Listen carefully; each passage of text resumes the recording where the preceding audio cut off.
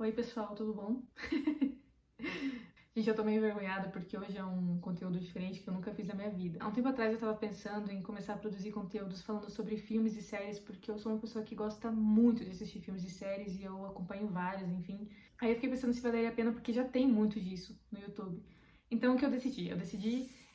Criar aqui uma playlist que fala sobre filmes e séries, mas sobre a minha concepção mesmo, interpretações que eu tive daquilo, daquele conteúdo e com algumas pinceladas de curiosidades também que eu sempre busco a respeito, beleza?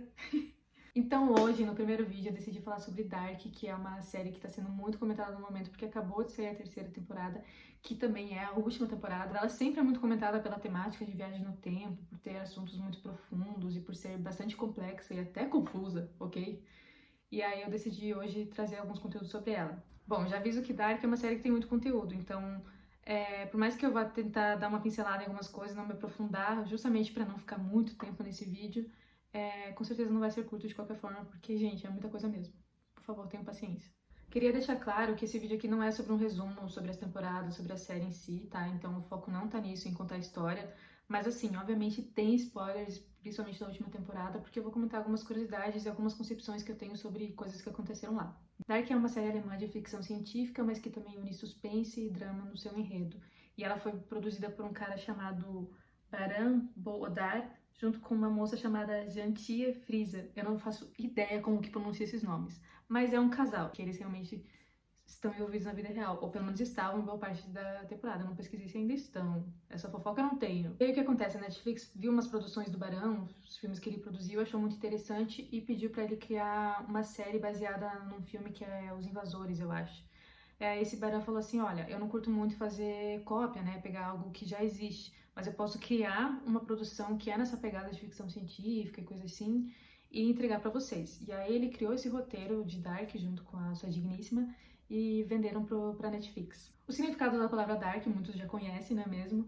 É o negócio do sombrio, do escuro, e isso tanto em inglês quanto em alemão, né? Então o nome da série não é em inglês, é em alemão.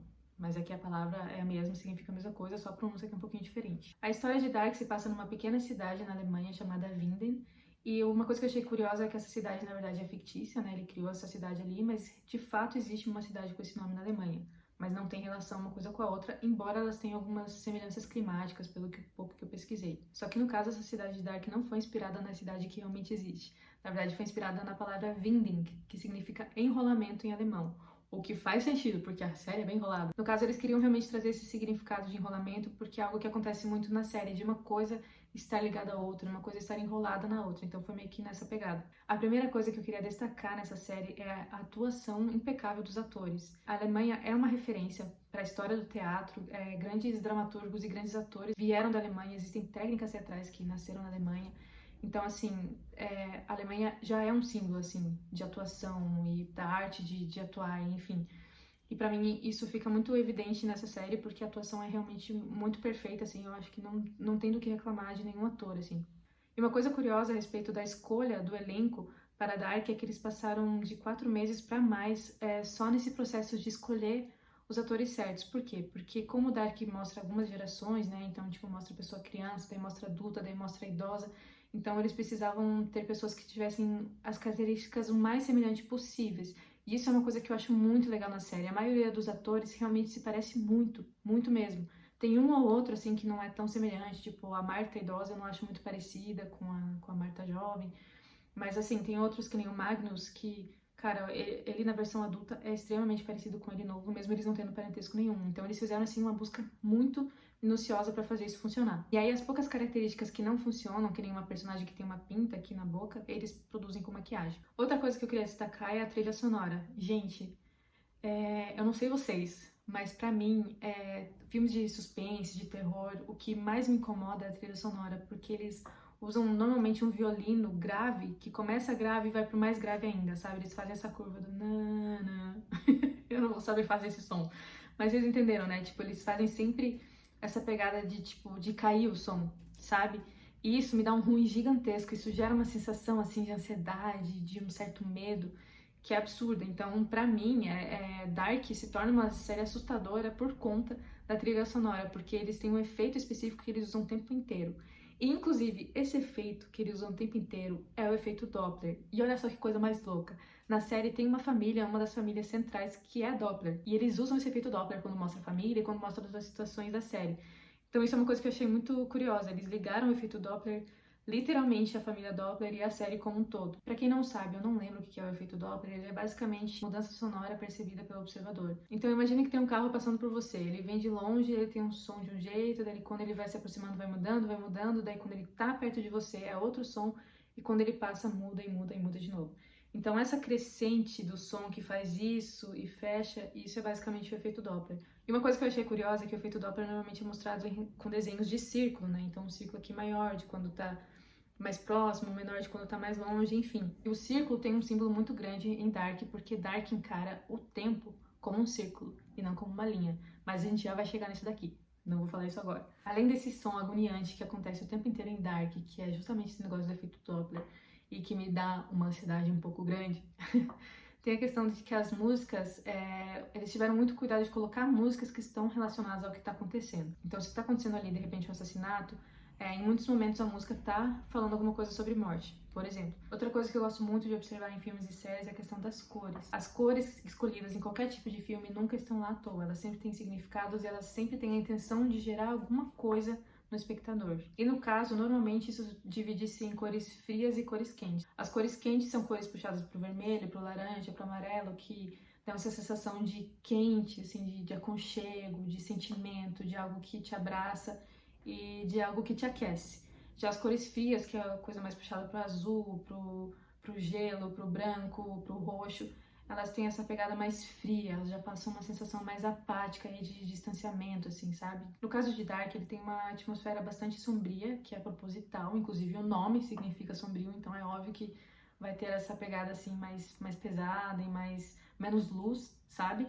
Mas tem também, às vezes, esses contrastes de cores. Então, por exemplo, assim, tem um quarto onde eles fazem experimentos, né, de viagem no tempo com meninos, que, ironicamente, é um dos quartos mais claros, assim, é o quarto onde acontecem os assassinatos, os experimentos, e ele é extremamente claro, mas ao mesmo tempo ele é carregado de cores frias, né, ele é todo azul, e ele é todo nessa paleta de cores frias, que é justamente para sugerir que é um ambiente extremamente apático, onde não existe sentimento, onde é só o trabalho lá sendo cumprido de forma fria e calculista. E aí, em contrapartida, tem cenas, por exemplo, da família reunida na casa, ou de um velhinho no asilo, por exemplo, em que tem muito laranja, muito vermelho, porque dá aquela sensação de acolhimento familiar. E se a gente reparar, existe uma pequena diferença de cores também em relação ao tempo, né? Então, quando é mais antigo, tem um leve detalhezinho, assim, mais vintage na iluminação e na cor, e aí quando tá no tempo mais atual, tem um pouquinho mais de colorido, e quando tá na parte futurista, que é uma parte mais pós-apocalíptica, assim,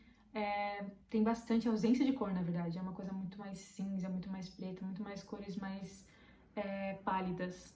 E aí tem uma cor muito importante que eu gostaria de destacar, que é a jaqueta amarela de Jonas, que é um símbolo, né? É um negócio que mais se destaca, é o que mais é usado também nas promoções e nas imagens de Dark. Esse casaco, essa jaqueta amarela que Jonas, né, que é o protagonista da série, pra quem não sabe, usa o tempo inteiro quase, ou pelo menos na sua versão adolescente ali, ele é primeiro uma referência clara e direta ao filme It, porque é uma das inspirações da série. Na verdade, Dark é inspirado em 3 filmes diferentes: It, A Coisa, Donnie Darko e De Volta para o Futuro. O que faz total sentido porque você vê referência dos 3 filmes ali dentro da série. No caso de It e A Coisa, 2 referências muito claras. É a primeira questão da vestimenta, né, dessa jaqueta amarela que se destaca no cenário sombrio, então é tudo meio apagado, tudo meio escuro, mas de repente o protagonista tá ali com uma cor viva, uma cor que chama muita atenção. E também pela questão do desaparecimento de crianças, que é algo que acontece no filme It e que acontece, né, constantemente em Dark também. E aí, pensando na cor amarela, ela remete ao quê? Remete à loucura, à ingenuidade e ao dinamismo, à ação, o que casa completamente com o personagem de Jonas, porque, por exemplo, a questão da loucura. No começo da série, Jonas acabou de voltar de um período em que ele ficou internado no hospital psiquiátrico devido ao trauma de seu pai ter se suicidado. Então tem essa questão da loucura, não só pelo trauma que ele viveu, da morte do pai, mas também pela viagem no tempo em si, que é uma loucura que ele mesmo tem dificuldade de acreditar, porque realmente, é uma coisa muito doida. Aí tem a questão da ingenuidade, porque afinal de contas Jonas é apenas um adolescente. E essa questão do dinamismo, da ação, tem muito a ver com o fato de que ele é o protagonista que vai ter que correr atrás das coisas e que vai ter que realizar tudo. Inclusive, uma coisa muito curiosa que a galera, tava usando sobre a série é que, mano, ele não toma banho, parece que ele não toma banho em nenhum momento, assim, tipo, é tudo sempre uma correria e ele tá constantemente sujo. E isso é curioso até de você observar que o personagem do Jonas, tanto adolescente quanto adulto, eles têm o cabelo claro, mas na série, em muitos momentos, parece que ele tem o cabelo preto, assim, escuro, porque ele tá realmente sujo o tempo inteiro, é muito engraçado. Enfim, no decorrer da série existem vários símbolos e vários objetos cenográficos que são carregados de significado. Um exemplo disso é o famoso cordão de São Cristóvão, que é o padroeiro dos viajantes, que aparece na série em diversos momentos e com vários personagens. Então, a mãe da Catarina usa, o Jonas usa, a Marta usa, o idoso lá usa, que esqueci o nome. Enfim, passa por vários personagens. Uma outra curiosidade sobre a série é que na segunda temporada de Dark, a Netflix fez uma ação promocional em Berlim, numa empresa de trem, em que a pessoa, quando comprava um ticket de trem, ela poderia reutilizar esse ticket 33 anos depois. Fico um pouco chateada que isso não tenha acontecido no Brasil, porque um dos maiores públicos da série é no Brasil, mas tudo bem, vida que segue. E esse lance de poder usar 33 anos depois é porque esse número, 33, é usado bastante na série. Então, assim, a primeira coisa é que a viagem no tempo através da máquina do tempo que é construída na série, ela só te permite voltar 33 anos ou ir 33 anos na frente. Então, ela é baseada em 3 períodos específicos, que no caso é 1953, 1986 e 2019. E olha só que curioso, gente, esse ano de 1986 não foi escolhido à toa. 1986 foi o ano que aconteceu o acidente em Chernobyl, né, do vazamento, aquela coisa toda da radiação, e é também o ano em Dark que acontece um vazamento, né, nuclear dentro de uma caverna que acaba abrindo o portal para a viagem do tempo. Então, assim, em Dark existem 3 possibilidades de viagem no tempo. A primeira é pela máquina, que é construída por um estudioso ali, cientista, enfim. Aí existe esse portal, que é construído através desse vazamento dessa matéria escura, que está ligada à partícula de Deus e que por isso cria esse portal, que é chamado também de buraco de minhoca, que para quem não sabe, o buraco de minhoca é uma teoria criada por Einstein junto com um companheiro, que agora eu não vou lembrar o nome, sobre o fato de portais mesmo, como se fosse um atalho dentro do espaço-tempo, né? Então é um atalho que você entra por um buraco e você sai em outro tempo. É basicamente isso. Esse vazamento, ele acaba abrindo esse portal, ele acaba criando esse buraco de minhoca dentro de uma caverna que tem na cidade. E a terceira, que não é focada no tempo, na verdade ela é focada na viagem entre universos, que é uma bola toda elaborada ali, que também não é muito comentada na série, mas que basicamente tem matéria escura também, tem uma parte ali da partícula de Deus. Na verdade, pelo que eu entendi, ela foi criada justamente para fazer essa viagem entre universos. Mas para mim ficou subentendido de que ela funciona também nessa questão do tempo, de você viajar para o passado ou para o futuro. Então, assim, como Dark é uma série focada na viagem do tempo, ela acaba abordando temas que estão ligados a isso, como o buraco de minhoca, que nem eu falei, a partícula de Deus, que depois eu vou falar um pouquinho mais sobre a questão do déjà vu, do efeito borboleta e até sobre temas religiosos. Dark é extremamente cheio de referências bíblicas e referências religiosas. Mas o que eu queria focar aqui com vocês é sobre como Dark encara o tempo. E para isso eu vou até fazer um desenho, peraí. Então, gente, é o seguinte. Normalmente a gente aprende que o tempo é uma linha, né? A gente normalmente aprende isso daqui na escola. Que tem um início aqui, que para muitos esse início aqui pode ser a criação de Adão e Eva, ou o Big Bang, ou que Deus criou o Big Bang, enfim. Existem várias explicações de um início.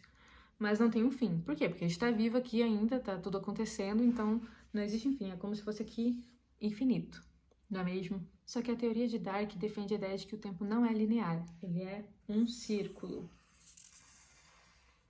E como um círculo, ele não tem começo nem fim.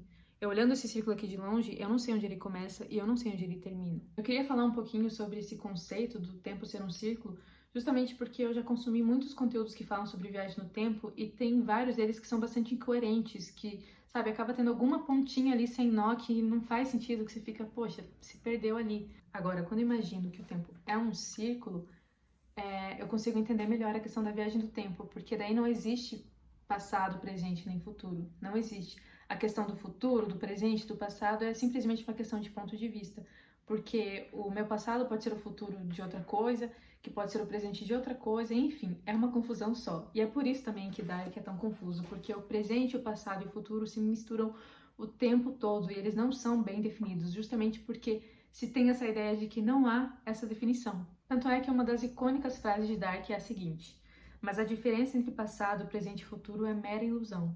O ontem, o hoje e o amanhã não são consecutivos, mas estão conectados em um círculo infinito. Ou seja, o fim pode ser o começo também, e o começo pode representar o fim.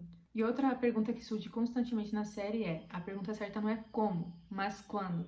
Ou a pergunta certa não é onde, mas quando, porque você tem que focar no tempo e não no acontecimento. E aí no final da segunda temporada, quando o Jonas finalmente entendeu que a pergunta certa é quando, né? E aí ele se depara com Marta morta no chão e Marta viva olhando pra ele, e ele pergunta pra ela: de quando que você é, né? De qual tempo que você vem? Ela fala: a pergunta certa não é de que tempo, e sim de que mundo.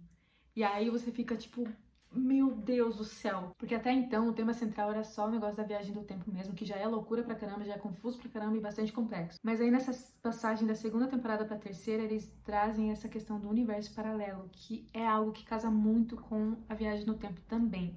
Existem várias teorias de como funciona o tempo, de como funciona a nossa vida de modo geral. Então, tem pessoas que acreditam exclusivamente na predestinação, ou seja, a minha vida tá predestinada a ser essa linha e não tem como eu fugir disso. Tudo que eu fizer vai desencadear nisso daqui. E aí tem outra teoria de que não somos predestinados, a gente faz nossas escolhas e as coisas acontecem meio que por acaso, que é tipo, eu escolhi uma coisa, a linha foi pra cá, escolhi outra, foi pra cá, escolhi outra, sabe? Tipo, a gente vai desenhando o nosso destino. Existe uma outra teoria que meio que mescla a questão da predestinação com a questão do livre-arbítrio. Então, assim, somos predestinados, né? Tem coisas que estão previstas para acontecer, mas existe uma ramificação muito grande de coisas que podem acontecer e que eu que vou decidir. Então, assim, eu tô aqui na linha da minha vida, tá na parte da faculdade. Tem várias ramificações que eu vou escolher pra faculdade. Aí aqui tem a parte cênica, aqui tem a parte de advocacia, aqui tem de medicina, enfim. Aí eu escolhi aqui cênica. E aí isso continuou. Aí eu me deparei com outra decisão que vai abrir várias ramificações e assim eu vou indo. Então você entende que é limitado, mas ao mesmo tempo é extremamente abrangente. E aí nisso daqui eu considero que a gente consegue unir o livre-arbítrio e a predestinação. Só que você percebe que aqui, ó, se eu tivesse feito medicina, meu caminho seria diferente, minha vida seria diferente, minhas vivências seriam diferentes. Algumas coisas podem até ser que se repetissem em relação aos outros destinos, mas de modo geral não seria a mesma coisa. E aí o que acontece em Dark, o que tinha ficado claro pra mim é justamente essa questão da predestinação. Então, o Jonas voltava aqui no passado para impedir a morte de fulano ali no futuro, só que mal sabia ele que voltar no passado para impedir a morte de fulano é justamente o que causa a morte dele aqui no futuro. Então tudo que a pessoa fazia de voltar no tempo para mudar alguma coisa do futuro era justamente a peça-chave para causar aquilo no futuro, entende? E essa para mim é a teoria mais plausível a respeito da viagem do tempo, de que se eu vou voltar no passado para mudar alguma coisa no futuro, esse meu voltar no passado é justamente o que vai causar tudo isso no futuro e eu não tenho como evitar, porque essas coisas já aconteceram, entende? Mas aí, menina, quando eles trouxeram esse negócio de universo paralelo, me fez pensar além. E aí fica claro que, embora o tempo seja um ciclo, existem vários caminhos ali dentro desse ciclo que você pode percorrer, várias realidades. E isso talvez fique mais fácil, mais evidente, num outro símbolo que eles usam na série, que é o símbolo do infinito. Como se o tempo fosse isso daqui, o símbolo do infinito. Eu ia dizer errado, mas tá, tudo bem, deu pra entender, né? E aí eu fiquei imaginando esse símbolo criando ramificações, entendeu? Essas ramificações são justamente as milhares de possibilidades do que pode acontecer e que geram a ideia do universo paralelo ou da realidade paralela. Dark, então, demonstra uma nova vertente ali de que, embora o tempo seja um ciclo e que tem eventos que sejam inevitáveis, existem eventos que são evitáveis sim, porque existe uma outra realidade que pode, que né, é plausível de acontecer. E agora, pensando nessa questão da realidade paralela, então você começa a ver as diversas possibilidades que as decisões e as viagens no tempo podem causar. E aí, no caso do Dark, o que eles percebem? Eles percebem que eles precisam dar um fim na origem de tudo isso, na origem do que aconteceu, esses repetidos acontecimentos, o que gerou essas constantes viagens, inclusive esses mundos paralelos. Porque por mais que o tempo seja um círculo e eu, olhando de longe, não consiga ver onde que começou, teve um começo. Tem um ponto aqui que eu comecei e que juntou. E talvez eu possa não ver o fim, porque ele continua. Ele continua, ele continua, ele continua. Mas teve um começo. Só que como eu vou achar esse começo se o futuro, o presente e o passado se confundem? Esse é o grande desafio de Dark. E é por isso também, pelo fato do tempo ser um círculo, que acaba acontecendo parentescos meio esquisitos, de tipo, a filha ser mãe da própria filha, o amor da sua vida ser a sua própria tia. Sabe, você acaba tendo relações de parentesco muito esquisitas que não fazem sentido nenhum. Porque como o futuro e o passado se misturam, Aí o presente fica meio estranho. E olha só que coisa doida. Adam, a princípio, é um grande vilão da série. Ele parece ser o vilão da série e é um grande inimigo de Jonas. E aí, no fim da segunda temporada, você descobre que Adam é o Jonas do futuro. E você fica, meu Deus, mas como assim? O pior inimigo dele é ele mesmo. Sim, e faz todo sentido, porque o nosso maior inimigo é a gente mesmo. Nossa, super profundo isso, né? Bem poético e tal. Mas enfim, no caso de Adam especificamente, a busca dele é justamente pela origem, para conseguir destruir a origem e conseguir terminar com todo esse caos e todas essas situações adversas que acabam acontecendo no decorrer da série. Nisso, ele acaba criando uma seita que se chama Sic Mundus Creatus Est. Não sei como é que fala, tá? É um negócio latim aqui. E o significado é assim o mundo foi criado. E aí essa parte dessa seita é o que mais tem referência bíblica. Primeiro que o próprio nome, né, assim o mundo foi criado, é uma referência ao versículo bíblico lá de Gênesis, de quando Deus criou o mundo. Pelo que eu pesquisei, tem uma referência bastante direta também em relação à tábua de esmeralda, que é uma tábua ali com alguns dizeres que falam diretamente sobre a questão de alquimia, mas eu não vou entrar nesse assunto porque ele é muito abrangente. Se vocês quiserem que eu fale sobre isso, eu posso gravar um vídeo falando, mas não vou mexer nisso agora, entendeu? Inclusive, a porta que fica ali entre os buracos de minhoca, né, a porta de entrada e de saída, digamos assim, também tem um versículo bíblico, tem uma frase que é um versículo bíblico que é haja luz, que é simplesmente a primeira coisa que Deus cria, né? Então, lá no comecinho de Gênesis, a primeira coisa que Deus fala é haja luz, e é a primeira coisa que ele criou no mundo. Ou seja, Adam, ele tem essa fixação pela origem, porque ele acha que na origem estão todas as respostas. E ele mistura muito essa crença na ciência com a crença no divino, como se a espiritualidade e a ciência estivessem andando de mãos dadas. É muito interessante a gente pensar que além dessa referência bíblica, tem uma questão também de que a luz, ela é sempre ligada à questão do conhecimento. Então esse haja luz também é haja conhecimento, sabe? Precisamos descobrir as coisas que estão acontecendo, precisamos entender, precisamos aprender sobre tudo isso que está rolando. E aí, no caso, esse Jonas adulto, na verdade idoso já, né? Ele se coloca nessa posição de Adam, que é Adão. E ele vê a Marta, que é o amor, né, da vida de Jonas, como Eva. E um dos maiores discípulos de Adam, que é Noa, que no caso é Noé, e é uma referência que faz todo sentido também, porque Noé na Bíblia é quem? Noé na Bíblia é o cara que constrói a arca, que junta a galera dos animais e as pessoas, né, os escolhidos, para serem salvos do dilúvio, ou seja, do apocalipse. E Noa tem essa função na série também, de encaminhar tudo no mundo como o conhecemos para o apocalipse. E aí, entre essas viagens de tempo, de universo paralelo, acaba acontecendo de Jonas e Marta terem relações sexuais, que não é a primeira vez nem a segunda, e ela acaba engravidando. Só que olha só que curioso, é a Marta do mundo B que engravidou de Jonas do mundo A. Ou seja, esse filho é uma mistura de dois universos diferentes.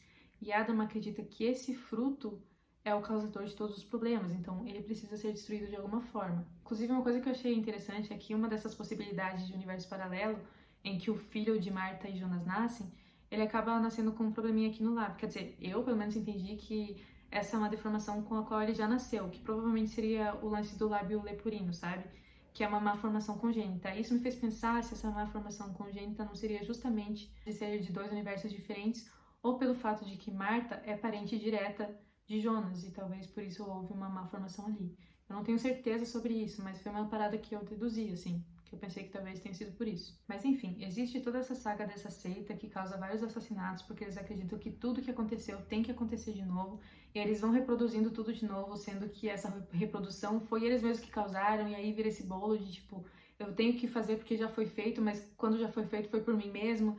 E é aquela loucura de viagem do tempo, né, menina? Até que chega um momento em que Cláudia, uma mulher que também tem muito interesse em fazer todas essas merdas pararem, e que é uma chave muito importante da série também, ela chega pra Adam, né, que é o Jonas, no caso, o idoso, e fala, olha, é o seguinte, a gente tá sempre focado nessa dualidade. Porque assim, durante a série inteira eles falam, não, nós somos o time da luz, né, e o outro é o time das trevas, aí o outro time fala, não, nós somos o time da luz, o outro é o time das trevas, e você realmente fica dividido, uma hora você acha que um lado é bonzinho, na outra hora você acha que o outro lado é bonzinho, é muito difícil de entender. E aí Cláudia sugere a existência de um meio termo. E Adam fica tipo, mano, como assim? Do que estás falando, garota? E aí ela fala sobre um terceiro universo. E aí nesse momento a gente descobre que os dois universos que nos foram apresentados de Dark, nas duas primeiras temporadas, um universo, e na terceira temporada esse segundo universo de realidade paralela, Na verdade, os dois são realidades paralelas de um terceiro universo que não foi mostrado até então. Ou até foi, na verdade, mas não ficou claro que era um terceiro universo. Que é, no caso, o universo do criador da máquina do tempo. Ele aparece em alguns momentos, né, durante a série, obviamente, porque foi ele quem criou a máquina do tempo. Mas a história acaba não focando muito na história dele, nas vivências dele. E aí Adam percebe no erro gigantesco que ele cometeu de achar que tinha que viver nessa seita fazendo tudo certinho, porque as coisas tinham que se repetir. Isso é muito curioso, porque a Marta, né, que seria a Eva, né, o time dela, digamos assim, eles sempre se esforçam ao máximo para conseguir, no final das contas, manter Jonas vivo, que é o amor da vida dela.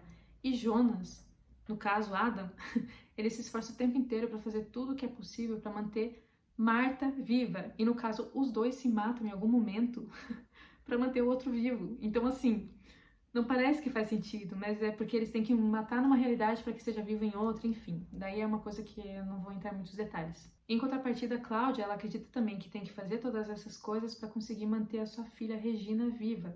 Só que aí ela percebe que nos dois universos paralelos a Regina morre. Assim como nos dois universos paralelos, Jonas e Marta morrem, ou pelo menos um dos dois morre. E aí, finalmente, essa verdade é revelada, de que esses universos não são oficiais e por isso que eles não funcionam. Não importa o que faça, nada é consertado. E aí, a partir disso, a gente entra em umas questões bastante profundas e bastante complexas sobre o fato de que, durante o apocalipse, o mundo para durante o tempo para durante 1 nanosegundo, e isso acaba criando um nó no tempo, um entretempo, e que permite ali algumas ações, que são justamente essas ações corretivas do universo. Enfim, eu não vou entrar no mérito disso. Inclusive, uma coisa que eu esqueci de comentar é que nesse universo paralelo que eles acabam viajando na terceira temporada, né, que Marta leva Jonas, quem é protagonista desse universo é Marta. E quem tem a jaqueta amarela, inclusive, é Marta. Ou seja, essa jaqueta amarela realmente é um símbolo do herói ali da série, enfim. E no caso, um dos motivos dela ser heroína nesse universo é justamente pelo fato de que Jonas não existe nesse universo, porque Mikkel nunca viajou no tempo, então o pai de Jonas nunca existiu, então, consequentemente, ele nunca existiu. E no final das contas, o casal que sempre tenta salvar um ao outro descobre que a única maneira de salvar o universo é eles não existindo, é eles interromperem a própria existência deles. Porque assim como a gente descobre que Jonas estava sempre tentando salvar Marta, e Marta estava sempre tentando salvar Jonas, e Cláudia estava sempre tentando salvar a filha, nós descobrimos que a máquina do tempo só foi criada porque o criador da máquina do tempo, que se chama Tannhaus, criou essa máquina para salvar o seu filho.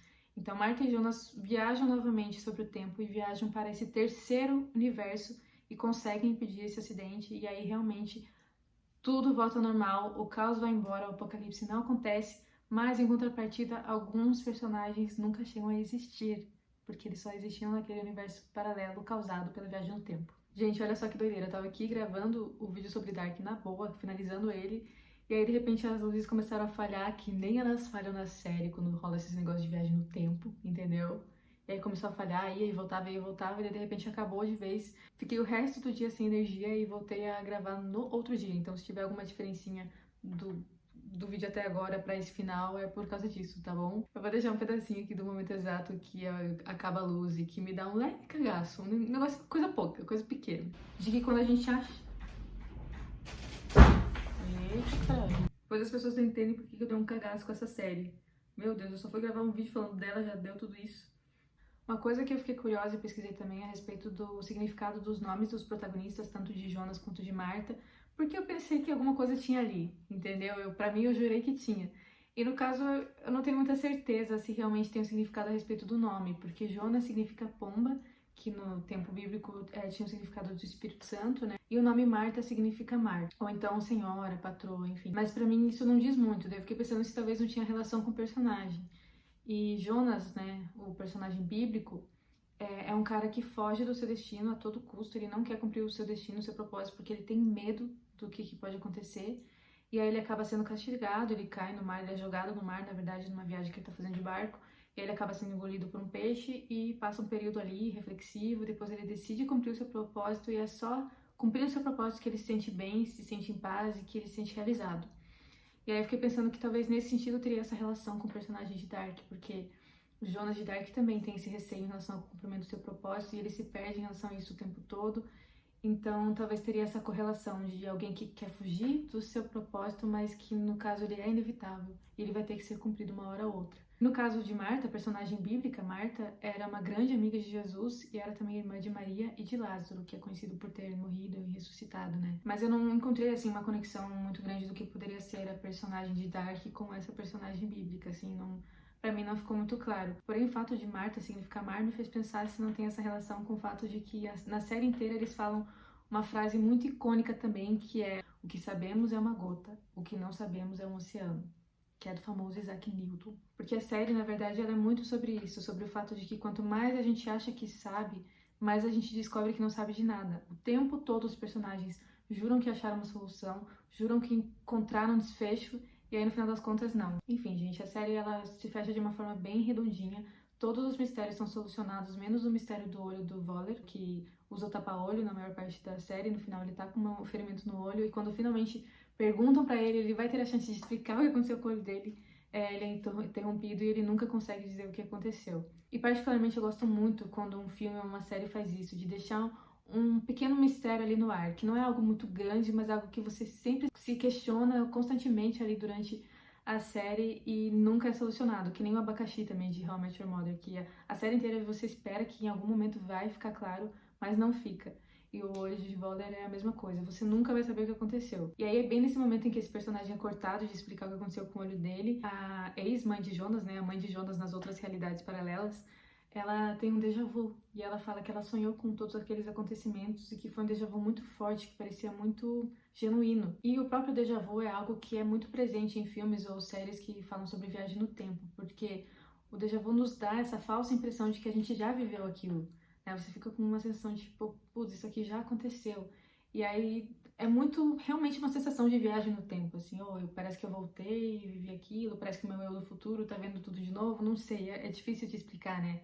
E no caso, existe uma explicação científica sobre isso. O déjà vu, na verdade, é uma falha cerebral que acontece da seguinte forma: aconteceu alguma coisa ali na tua frente, e aí esse acontecimento ele é armazenado na sua memória de longo ou médio prazo, ao invés de ser armazenado primeiro na memória imediata.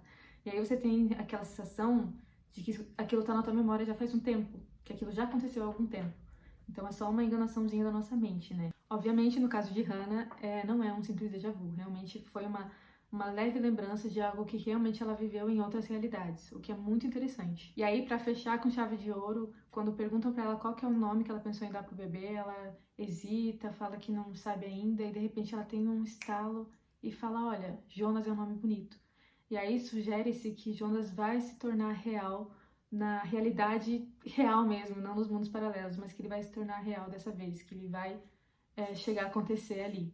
A série Dark é realmente uma série muito envolvente, muito interessante. É também bastante sombria, bastante densa e principalmente muito complexa, confusa, difícil de entender. Eu vejo algumas pessoas falando: nossa, o que tem de tão difícil de entender em Dark? Eu fico: meu Deus, gente, só decorar o nome das pessoas pra mim já foi uma grande dificuldade.